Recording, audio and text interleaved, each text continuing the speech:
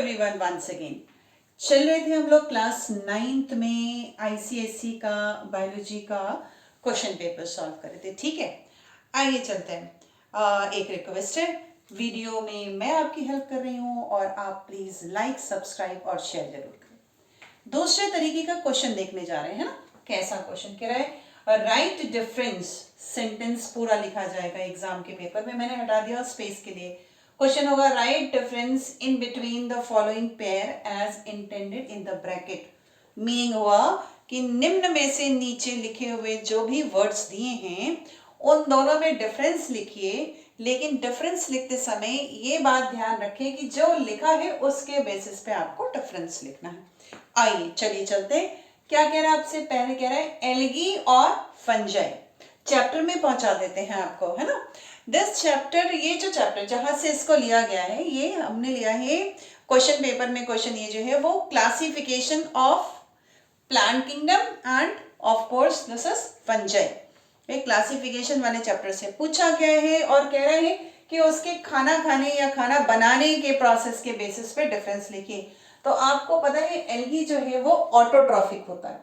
Autotrophic, TROPHIC, spelling पे गौर करें। Autotrophic, TROPHIC, autotrophic. Autotrophic का मतलब होता है those who are making their own food because of the presence of chlorophyll. तो आप यहां लिखेंगे algae are autotrophic, that means they make their own food because of presence of chlorophyll. मैंने आपसे कहा एल्गी ऑटोट्रॉफिक है क्योंकि इनमें क्लोरोफिल पाया जाता है। ये हो गए मिस्टर एल्गी। अब मिस्टर फंजाई की तरफ चलते हैं। लाइन खींचना है आपने, ऊपर हेडिंग एल्गी डालनी है, यहाँ फंजाई डालनी है और फंजाई के यहाँ पे हम इस फंजाई के बारे में डिटेल में लिखना है। ठीक है, अब हमें क्या लिखना है, फंजाई, फंजाई आर, है ना। आर क्या लिखेंगे, हेट्रोट्रॉफिक, HETEROTROPH, स्पेलिंग पे गौर करें, PHAPI नहीं, हेट्रोट्रॉफिक। तो आपको लिखना है fungi are heterotrophic in their mode of nutrition. Heterotrophic का मतलब होता है कि या तो ये पैरासिटिक है, पैरासिटिक का मतलब परजीवी, जो अपना खाना किसी दूसरे से ले उसको हम लोग पैरासिटिक कहते हैं। और या हेट्रोट्रॉफिक में दूसरा जो एग्जाम्पल आएगा वो आएगा सैप्रो, PROPHYTIC। सैप्रोफिटिक का मतलब हुआ कि ऐसे फंजाई जो किसी डेड और डिकेइंग कंपोनेंट से अपना खाना ले रहे हैं। इसका मतलब फंजाई किसी भी हालत में अपना खाना खुद नहीं बनाएंगे, इसीलिए हमने लिख लिया यहाँ पे heterotrophic.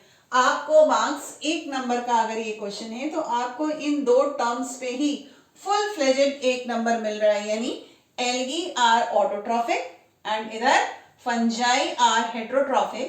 They may be parasitic और सैप्रोफिटिक। दूसरा आइए, नेक्स्ट डिफरेंस क्या कह रहा है, कह रहा है वाइटल कैपेसिटी, ये वर्ड दिया उन्होंने, और टाइडल कैपेसिटी, ये वर्ड दिया, और आपसे कह रहे हैं कि डेफिनेशन के बेसिस पे इसमें डिफरेंस बताइए। बड़ा कंफ्यूजन है। ये जो क्वेश्चन है वो रेस्पिरेटरी सिस्टम से आया है और वो आपके लंग्स की कैपेसिटी जानने की कोशिश कर रहे हैं। ठीक है, ये जब भी मैं आपको चैप्टर पढ़ाती हूँ ना तो मैं ये कहती हूँ भाई रामदेव जी को याद करें आप थोड़ा सा। लिखेंगे कैसे, ये तो बिल्कुल जब सेंटेंसेस को हम फ्रेम आउट कर लेंगे तो लिखना भी बहुत आसान होता है। जो टाइडल कैपेसिटी है ये नॉर्मल ब्रेथ है। जैसे मैं आपको इस समय पढ़ा रही हूँ तो उसमें जो नॉर्मल ब्रीदिंग हो रही है वो टाइडल कैपेसिटी, राइट। एक ब्रेथ का मतलब होता है air in and air out. इसका मतलब ये हुआ कि जो टाइडल कैपेसिटी है वो नॉर्मल ब्रेथ में एक एयर इन और एक एयर आउट जो है उसको हम टाइडल कैपेसिटी कहेंगे। यहाँ आइए वाइटल, वाइटल का मतलब होता है लिविंग। अब इस वाइटल में क्या करना है, वाइटल का मतलब जोर से गहरी सांस लेते हुए, जितनी तेज आपने एयर अंदर खींची, जितने प्रेशर के साथ खींची, जितना ड्यूरेशन आपने लगाया और उस टोटल ड्यूरेशन में जितनी एयर अंदर गई वो एयर, और प्लस गहरी सांस जो आपने बाहर निकाल दी, है ना। तो ये रामदेव वाला आसन है जो अनुलोम विलोम कराते हैं, वो पूरा अंदर आपने खींचा और पूरा आपने बाहर किया, यानी एक लंग के अंदर जो फेफड़े हैं उसके अंदर कितनी एयर मैक्सिमम भर सकती है उसको हम लोग कहते हैं वाइटल कैपेसिटी, राइट। तो अब हम लिखेंगे कैसे, वाइटल कैपेसिटी हमने लिखा it is the volume of air, मैं फिर से बोल रही हूं, it is the volume of air. Volume of air का मतलब कितनी हवा आपने अंदर खींची, right, that can be inhaled, अंदर ले गए, एंड एक्सहेल्ड, एक फोर्सफुली तरीके से, है ना, इसको आगे हमें लिखना होगा मैक्सिमम।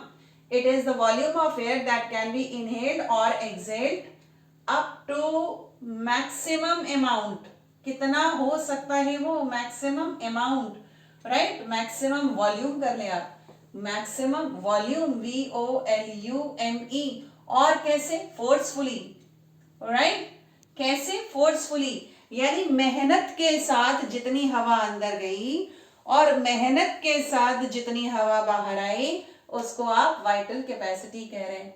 टाइडल कैपेसिटी क्या है, इस मेहनत को हटा दीजिए खाली, a normal breath which a person takes inhaled और exhaled is called tidal volume. तो ये इसको हटाएं तब आपको, यानी रब करें तब मैं आपको टाइडल वॉल्यूम लेकर दिखाती हूँ। चलिए आइए देखते हैं, ये हमने लिख लिया, ये जो सेंटेंस है ये वाइटल कैपेसिटी के लिए, ठीक है। अब हम लोग बात करते हैं टाइडल वॉल्यूम के लिए। तो अब खाली इतना ही तो हटाना है, केवल फोर्सफुली तो है ये हटाना, बस इतना ही तो हटाना था, इतना ही डिफरेंस था। क्या कह रहे हैं आपसे, it is the volume of air that can be inhaled और exhaled in normal condition, in normal condition, ये लगा दिया, खाली इतना ही डिफरेंस था, देखिए, है ना। याद करने में अगर बुक की लैंग्वेज याद कर रहे हो, डायरेक्ट रट्टाफिकेशन ऐसे ऐसे करके हिल रहे हैं, कहाँ याद होगा, राइट। क्या लिखना है, tidal volume is the normal breath inhaled and exhaled air, और vital capacity it is forcefully inhaled and exhaled air is called the vital capacity.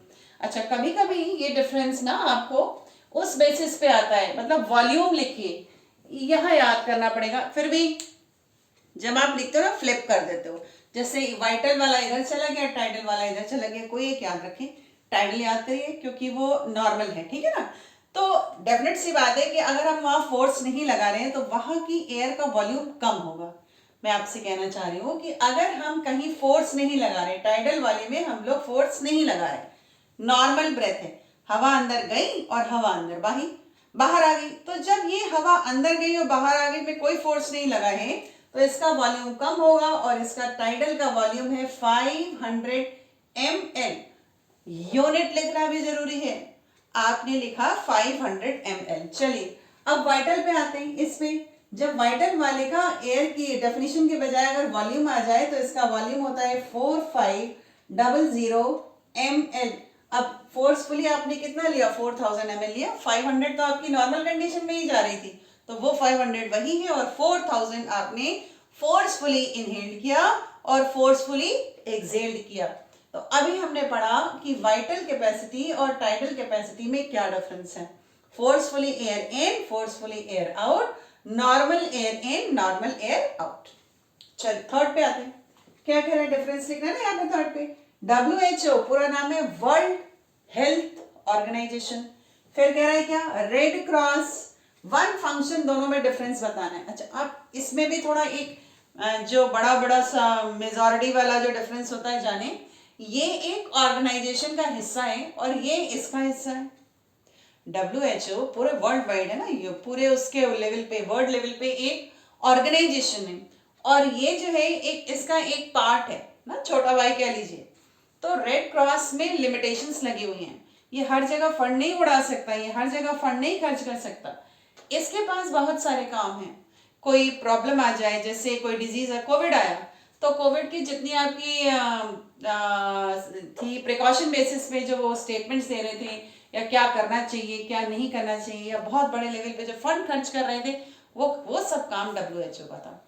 Red cross war victims को सपोर्ट करता है। कैसे लिखेंगे, ये क्या है, एक फंक्शन लिखना है, पहले WHO को लिखते हैं, ठीक है, यहां ले लेते हैं WHO, ये आ गया, और रेड क्रॉस को यहां ले लेंगे। आई क्या कह रहे हैं, WHO जो है वो ये इट प्रमोट्स, ठीक, इट PROMOTES, जब भी दिक्कत हो WHO लिखने में आप कोविड के रिसर्च याद कर लीजिएगा।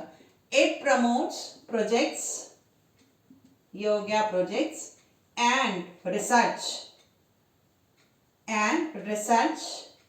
वर्क इन मेडिकल फील्ड, ठीक है, इन मेडिकल फील्ड। ये हो गया।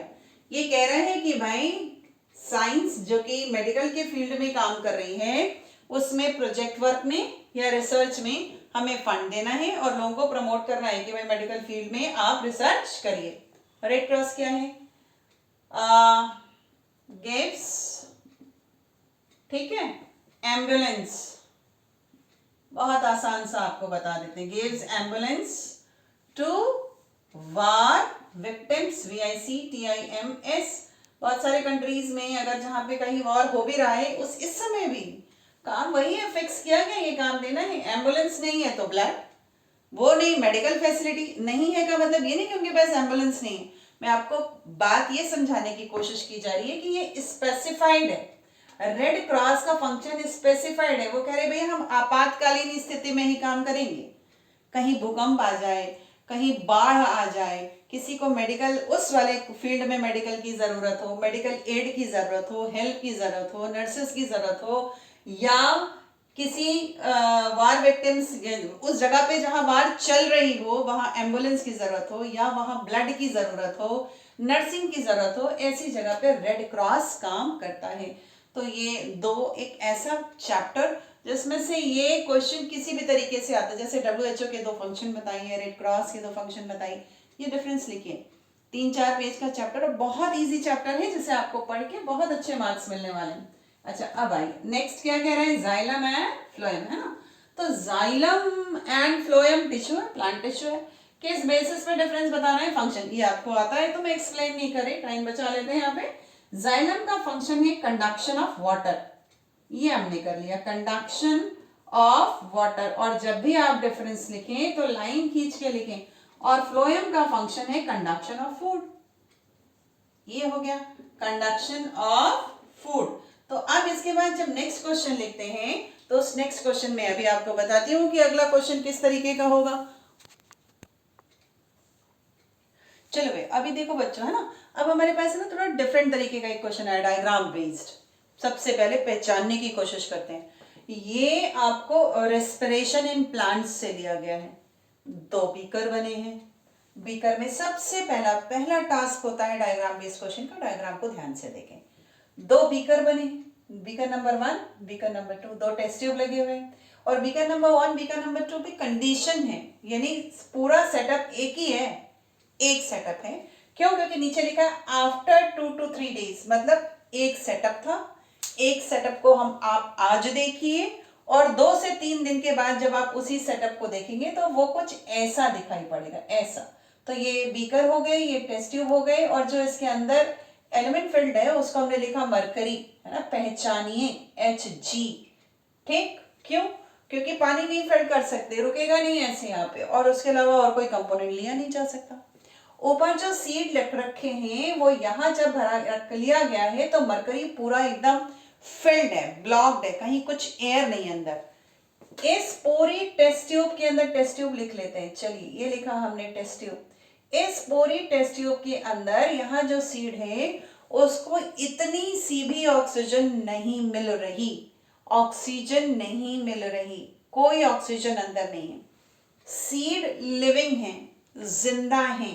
पानी में सोक करके रखेंगे तो जर्मिनेटेड होने लगेंगे, प्रोसेस जल्दी होगा क्योंकि dry seeds immediately germination show नहीं करते। प्रोसीजर ये है कि हमने बीज लिए, पानी में भिगोया, हल्का सा जब जर्मिनेशन स्टार्ट हुआ तो हमने यहाँ इधर ऐसे लगा दिया, और उसके बाद मरकरी इस टेस्ट ट्यूब में फिल्ड है, उसको जिस बीकर में टेस्ट ट्यूब को इन्वर्टेड किया उस बीकर में भी मरकरी फिल्ड है, ताकि ये पूरा सेटअप में सीड नीचे ना आए। सीड को ना तो ऑक्सीजन देना है ना उसको नीचे आने देना, मतलब उसे रोक के रखना है, थमे रहो वहीं रहो, राइट। सेटअप रेडी है। 2 से 3 दिन के बाद देखा मरकरी का जो कॉलम यहां तक था, ये जो Hg यहां तक फिल्ड था, अब मरकरी का कॉलम यहां तक आ गया और यहाँ पे गैस फिल्ड हो गई, ठीक है। आइए देखते हैं, कह रहे आइडेंटिफाई द प्रोसेस, है ना। प्रोसेस का नाम है, ऑक्सीजन तो है नहीं तो प्रोसेस का नाम होगा एनएरोबिक, ठीक है। रेस्पिरेशन ये लिखा हमने।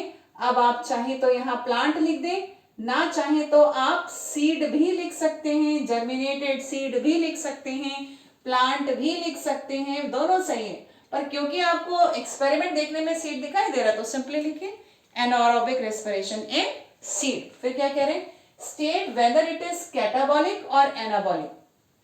अब नया सा वर्ड है ना, जितने भी प्लांट के अंदर प्रोसेस होते हैं फोटोसिंथेसिस को छोड़कर सब के सब कैटाबॉलिक होते हैं। कैटाबॉलिक का मतलब क्या है कि प्लांट के अंदर जो भी प्रोडक्ट आपने लिए, हमने सीड लिया हुआ, ठीक है, तो इस सीड के अंदर जितना भी फूड है वो फूड जो है ग्लूकोज के फॉर्म में या कन्वर्ट होगा, या ग्लूकोज है या स्टार्च है, स्टार्च से ग्लूकोज बनेगा, और उसका जो कन्वर्जन है वो एटीपी के फॉर्म में, यानी इसका ड्राई वेट कम हो रहा है। तो कैटाबॉलिक प्रोसेस वो होते हैं जिसमें ड्राई वेट कम हो रहा हो। मेटाबॉलिक एक्टिविटी के दो स्टेप्स है। केवल फोटोसिंथेसिस एक ऐसा प्रोसेस है जिसमें कुछ एड ऑन हो रहा है, स्टार्च बनता है और प्लांट में आ जाता है, स्टार्च बनता है और प्लांट में आ जाता है। बाकी कोई ऐसा प्रोसेस प्लांट में नहीं है जो कि एनाबॉलिक हो। तो हमें यहाँ आंसर लिखना है कि दिस प्रोसेस इज कैटाबॉलिक, ये कैटाबॉलिक प्रोसेस है। फिर कह रहे हैं राइट केमिकल इक्वेशन। अब किसकी केमिकल इक्वेशन लिखेंगे, एनारोबिक रेस्पिरेशन इन प्लांट्स की केमिकल इक्वेशन लिखना है। तो अब इस केमिकल इक्वेशन को याद करते हुए पहले तो ऑक्सीजन लगाएंगे नहीं, यहाँ ग्लूकोज लगाते हैं C6, फिर हमने लगा H12, फिर हमने लिखा O6, ऑक्सीजन नहीं लगानी, सीधे एरो लगाइए, सीधे एरो लगा दीजिए, ठीक है। ये जो आपने लिखा है ये ग्लूकोज है बच्चों, ये हमने ग्लूकोज लिख लिया, C6 H12 O6, no oxygen, then C2H5OH plus carbon dioxide CO2, दोनों के आगे यहाँ 2 लगा लीजिए क्योंकि बैलेंस करने के लिए। देखिए 2 और 2 4, और यहाँ पे 2 6, यहाँ देखिए कार्बन यहाँ पे 6 है, ये देखिए C6 है ना, H12 5 और 2 है ना, 5 into 2 10, और ये 2 और 12, तो H12 और O6 कैसे, यहाँ पे O 2 हो गए ये, और ये 2 और 2 4, तो टोटल 4 + 2 = 6, बैलेंस हो गई इक्वेशन। अब इस काम को करने के बाद यहाँ पे 2 एटीपी भी बन रहे हैं। ये है हमारी एनएरोबिक रेस्पिरेशन इन प्लांट्स की इक्वेशन, इथाइल एल्कोहल बनेगा। फिर क्या कह रहे हैं, देखिए नेम द गैस, गैस का नाम लिखना है, कलेक्टेड, ऊपर जो कलेक्ट हो रही है भाई रेस्पिरेशन हुआ है तो यहाँ पे कौन सी गैस बनी, CO2। कैसे पता चला, देखो यहाँ बन रही है, इस इक्वेशन में आपने बना के दिखाया, देखिए तो यही तो एक गैस है, ये तो एक लिक्विड जैसा कंपोनेंट है बना, और ये गैस है CO2 गैस है। तो कह रहे हैं नेम द गैस कलेक्टेड, तो हमने लिखा carbon dioxide. And how it can be tested, कैसे पता करेंगे कि कार्बन डाइऑक्साइड है, तो उसका तरीका ये है कि बाय यूजिंग KOH, KOH का इस्तेमाल करेंगे। अगर हम लोग यहाँ से किसी तरीके से KOH इंसर्ट कर दें तो वो कार्बन डाइऑक्साइड को एब्जॉर्ब कर लेगा। जो KOH है जिसको आप पोटेशियम हाइड्रोक्साइड कहते हो, वो कार्बन डाइऑक्साइड को एब्जॉर्ब कर लेता है। अगर ये गैस एब्जॉर्ब हो जाए तो मरकरी है ना वापस अपनी जगह पे चढ़ जाएगी, ऊपर वापस पहुंच जाएगी, वैक्यूम क्रिएट हो जाएगा, अपने आप मरकरी चढ़ जाएगी। तो इससे ये प्रूफ करते हैं कि कार्बन डाइऑक्साइड गैस थी। एक्सप्लेन द कंट्रोल सेटअप, यहाँ फंसते हैं। क्यों फंसते हैं, क्योंकि बुक में जहां ये एक्सपेरिमेंट है वहां पे इसका कंट्रोल सेटअप है ही नहीं। क्या करें, कंट्रोल सेटअप क्या होता है, इसके जैसा एक सेटअप हो, और हम जो ये बताना चाह रहे हैं यहाँ पे, ये दिखाना चाह रहे हैं ना कि प्लांट्स में एनारोबिक रेस्पिरेशन होता है। इस एक्सपेरिमेंट में ये प्रूफ कर रहे हैं कि प्लांट्स में एनारोबिक रेस्पिरेशन होता है। अब कंट्रोल सेटअप में प्लांट का कंपोनेंट यहाँ पे क्या है, सीड है, तो 2 तरीके हैं।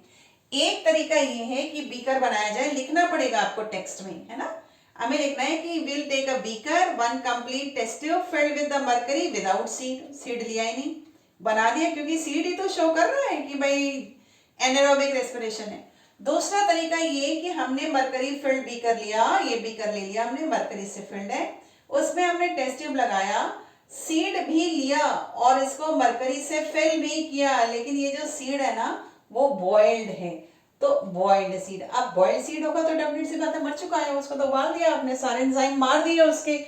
जब एंजाइम मर गए तो चाहे जैसा भी सीड हो, अगर वो बॉइल्ड कंडीशन में है तो उसमें रेस्पिरेशन नहीं होगा। What I want to tell you, control setup एक ऐसा सेटअप होता है जो इस प्रोसेस को ये बताए कि यही चीज वो काम कर रही थी इस पूरे एक्सपेरिमेंट में, इसी चीज को हमने गायब कर दिया तो ये कंट्रोल सेटअप, और इसी को हमने यहाँ बॉयल करके जान से मार दिया तो ये कंट्रोल सेटअप। अब चलिए देखते हैं अगले तरीके का क्वेश्चन कैसा होता है, ठीक है, आइए। देखिए अब फिर कह रहे हैं स्टडी द डायग्राम। जब भी बोले स्टडी द डायग्राम, पहले डायग्राम को स्टडी कर लेते हैं। पहचानिए इसको। ये जो अंदर बना हुआ है आरएनए है। ये जिस क्वेश्चन पेपर से मैंने क्वेश्चन लिया है ना बेटा, उस क्वेश्चन पेपर में इस वाले डायग्राम में एक भी लेबलिंग नहीं है, है ना। बट ये मुझे लगता है पूरे क्लास 9 के बायो बुक में सबसे खूबसूरत वायरस है, सबसे खूबसूरत। उसके ये प्रोटीन के स्पाइक्स देखिए कितने सुंदर लगते हैं। और ये वायरस सबसे खतरनाक बीमारी करता है क्योंकि इसका नाम HIV है।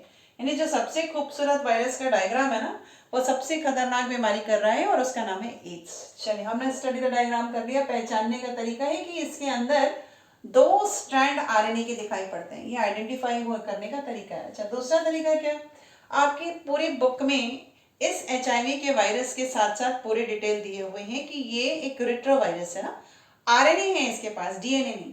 यानी इस वायरस की जो डेफिनेशन होती है वो होती है प्रोटीन प्लस आरएनए या और प्रोटीन प्लस डीएनए। तो ये जो वायरस है ना, इसके पास है protein PROTEIN plus RNA.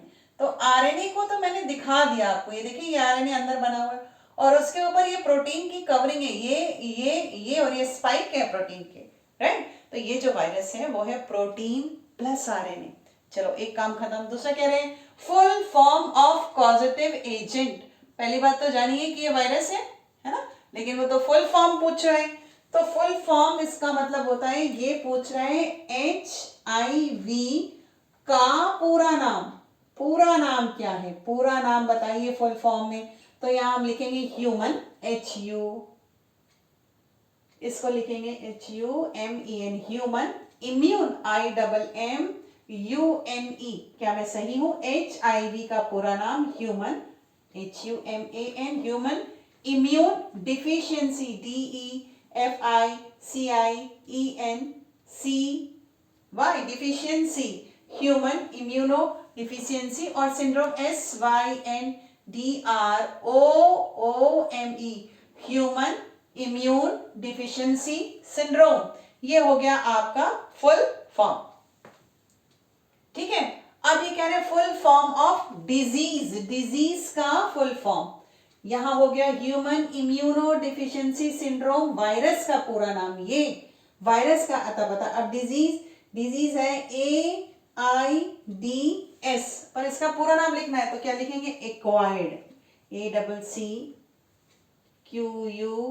ACCUIRED, acquired. I से इम्यून, IMMUNE इम्यून, फिर acquired immune deficiency DEFICIEN deficiency syndrome, ये DROME, राइट। क्या लिखेंगे? Acquired immuno deficiency syndrome. जब भी लिखने को आए पूरा नाम तो फुल फॉर्म लिखना है। फिर कह रहे हैं 2 ways ऑफ ट्रांसमिशन। ट्रांसमिशन का मतलब होता है एक इंसान से दूसरे इंसान तक ये डिजीज कैसे जाती है, ठीक है। आइए सब बहुत आसान वाले हम लोग ले लेते हैं। नंबर 1 लिखिए, बाय ब्लड ट्रांसफ्यूजन, ठीक है। ब्लड ट्रांसफ्यूजन मतलब एक कोई पर्सन जिसको ये डिजीज है, अगर उसका ब्लड किसी दूसरे इंसान को चढ़ा दिया जाए तो ये डिजीज हो जाएगी। दूसरा लिखें, सेकेंड क्या, बाय इन्फेक्टेड मदर, है ना, by infected mother to foetus FOETUS, यानी जब बेबी मदर के वॉर्म के अंदर है, मदर के यूट्रस में है, मदर इन्फेक्टेड है, मदर को एड्स है, तो फीटस को भी एड्स हो जाएगा। अब चलिए नेक्स्ट की ओर। नेक्स्ट क्या करें, गिव 1 एग्जाम्पल। ये पेपर पढ़ने का तरीका होता है बेटा। जैसे मुझे अगर क्वेश्चन पेपर करना हो तो मैं पढ़ के ये अंडरलाइन करने का मतलब हुआ कि नीचे के क्वेश्चन में ये वाला काम करना है ना। तो कह रहे हैं give 1 example of each of the following. लिख रखे हैं मैंने, पहले पढ़ लेती हूँ। Epigeal germination, bacteria use in bioweapon, फिर prokaryotic cell, I hope it is clear, फिर उसके बाद पॉलीसेकेराइड एंड पाइवट जॉइंट, ठीक है। आइए एपिजल जर्मिनेशन। एपिजल जर्मिनेशन का मतलब होता है ऐसा जर्मिनेशन जिसमें कॉटिलीडॉन बाहर आ जाए, इसको कहते हैं एपिजियल जर्मिनेशन। ये निकल गया मिट्टी के बाहर, इस हिस्से को अंदर होना चाहिए था पर बाहर हो गया, है ना। तो इसका जो एग्जाम्पल है वो हो जाएगा बीन, BEAN, ये हो गया आपके पहले वाले का आंसर। दूसरा कह रहे हैं bacteria use in bioweapon. Bioweapon में आपने एक डिजीज पढ़ी है एंथ्रेक्स, जो कि रेयरिंग एनिमल को होता है, भेड़ लोग पालते हैं, उन्हें हो जाए, है ना। तो अब ये खुद ही कह रहे हैं कि बैक्टीरिया का नाम बताइए, तो बैक्टीरिया कॉकस, बैसिलस, ये नाम पढ़ते हो। तो बैक्टीरिया, ये बैक्टीरिया नाम क्या बता रहा है, बैसिलस, माने ये रॉड शेप्ड बैक्टीरिया है। अंडरलाइन करना जरूरी है, साइंटिफिक नेम को अंडरलाइन करके लिखा जाता है।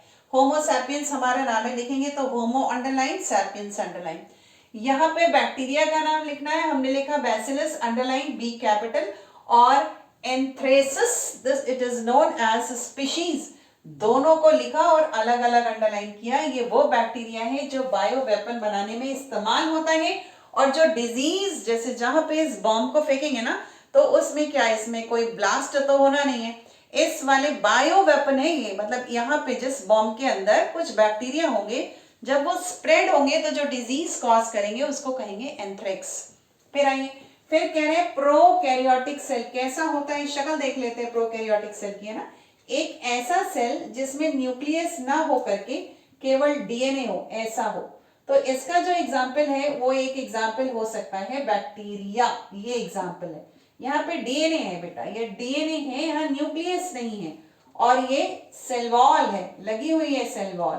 अच्छा, एक एग्जाम्पल हमें मिला बैक्टीरिया इसका, और दूसरा एग्जाम्पल होता है BGA, जिसका पूरा नाम है ब्लू ग्रीन एल्गी। जैसे अच्छा लगे आप वैसे लिखें, इस पर भी नंबर मिलेगा। यानी प्रोकैरियोटिक सेल के एग्जाम्पल हो गया बैक्टीरिया या OR और BGA, blue green algae. Polysaccharide, अब यहाँ उन्होंने ओपन इन वर्ड दे दिया ना, पॉलीसेक्राइड में स्पेसिफाई नहीं किया कि प्लांट का लिखें कि एनिमल का लिखें। अच्छा है, कम से कम ऐसा तो नहीं होगा कि एक स्पेसिफिक चीज लिखने पे ही नंबर है। अब इस पॉलीसेक्राइड का मतलब होता है जिसमें ग्लूकोज के n number of molecules glucose के लगे हुए हैं, ग्लूकोज के बहुत सारे मॉलिक्यूल मिलेंगे और आपस में रिएक्शन करेंगे तो एक आपको पॉलीसेक्राइड बना के देंगे। अब ये दो हैं, अगर हम यहाँ पे लिखें स्टार्च तो ये भी सही है, ये प्लांट्स में होता है ना, लिख लेते हैं यहाँ पे ताकि आप याद कर पाए। अगर ये क्वेश्चन ऐसे होता कि write name of the polysaccharide which is there in plants, तो इसका आंसर होता स्टार्च, ठीक है। और या हम यहाँ लिख सकते हैं ग्लाइकोजन, ग्लाइकोजन हम में और आप में पाया जाता है, इसका मतलब it is there into the animals. अब अगर ये क्वेश्चन ऐसे होता कि give one example of the polysaccharide which is there into the animals, तब हम लिखते ग्लाइकोजन। और अगर वो कह रहा है give example of polysaccharide, then you can write both, you can write one. एक स्टार्च लिख सकते हैं आप या ग्लाइकोजन लिख सकते हैं, दोनों ही करेक्ट है। ये हो गया पॉलीसेक्राइड। अब आइए, ये ना हर हाल में आपको एग्जाम में मिलने वाला है, पाइवट जॉइंट, बड़ा फेवरेट क्वेश्चन है भाई पाइवट जॉइंट। एक तो ना बड़ा स्पेशल तरीके का पॉइंट है, एक पेग है और उस पेग के ऊपर है ना ऐसे स्कल घूम रहा है, ये वही खोपड़ी जो एग्जाम में घूमती रहती है वैसी वाली नहीं, दिमाग नहीं घूम रहा है, ये यहाँ पे मूवमेंट है, ये बोन का मूवमेंट है। आइए, pivot joint is there into the, कहाँ है, एग्जाम्पल देना है तो आपको लिखना है कि ये स्कल में प्रेजेंट होता है, it is present skull, pivot joint is present in skull. तो आप इसके बाद का पेपर का कंटिन्यूएशन में नेक्स्ट वीडियो में करूंगी, तब तक bye bye bye bye, like करें और सब्सक्राइब करें, बाय।